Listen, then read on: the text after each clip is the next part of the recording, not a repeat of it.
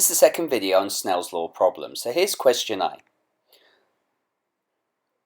Alright, so we've got a light beam that passes into a plastic prism which has a refractive index of 1.5 from the air at 37 degrees to the normal. So we want to find out what is the angle of refraction. Okay, so first off what we're going to do is draw a diagram. So here we go, we're going to draw our boundary between our two different media and we're going to put a normal at 90 degrees.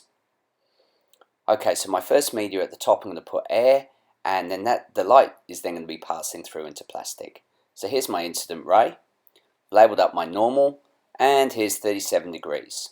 Here's the refractive ray, which I'm going to call theta r. Okay, so the next thing to do is to put down what we know. Well, we know that the refractive index of air is 1, for plastic it's 1.5, and that the angle of incidence is 37 degrees, and we're trying to find the angle of refraction. So we're going to be using Snell's law. So in this case, n sine theta I for air will equal n sine theta r for plastic. So the sine theta I is going to be, air is going to be 37, so I get 1 times sine 37. 1.5 is the refractive index for plastic, and I've just replaced theta plastic with theta r, so it's all together. So I take the refractive index of plastic over, so I get sine theta r equals 1 over sine 37 divided by 1.5. So theta r is going to be the inverse sine, as I take the sine to the other side, of 0.4, which gives me an angle of 24 degrees. So that's a refractive index. So let's look at question B.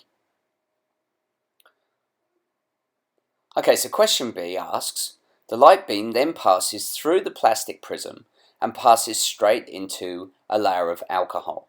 Now alcohol has the refractive index of 1.36, and we've got to find the angle of refraction as it emerges into the alcohol. So let's draw another diagram.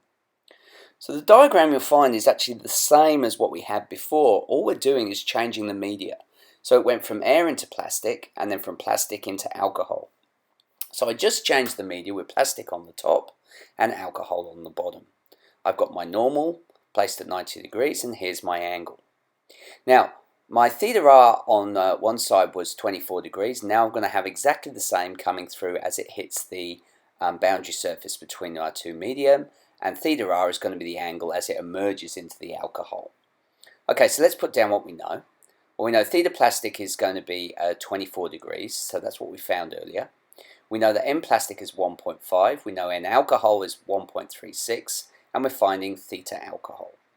So I use Snell's law again, and this time I substitute air for plastic and plastic for alcohol. So I get 1.5 sine 24 equals 1.36 sine theta r. So I take the 1.36 to the other side, so I get 1.5 sine 24 divided by 1.36. So theta r will be sine to the negative 1, 0.45, which gives us an angle of 26.7 degrees, or which I can round up to 27 degrees. Okay, so my final question, question 6, is going to ask the following. We've got to state whether the ray in the alcohol moves closer to the normal or further away from the normal when compared to the plastic. And we need to explain why. So let's have a look. So the angle of refraction for plastic was 24 degrees. So I'll write that in. And then the angle for alcohol we found out is 27 degrees. Okay, so now basically because the alcohol is greater than the plastic, this means it's got to be moving away from the normal.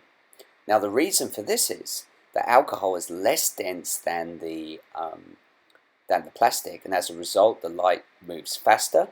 So because it moves faster, it moves away further. So thanks for watching.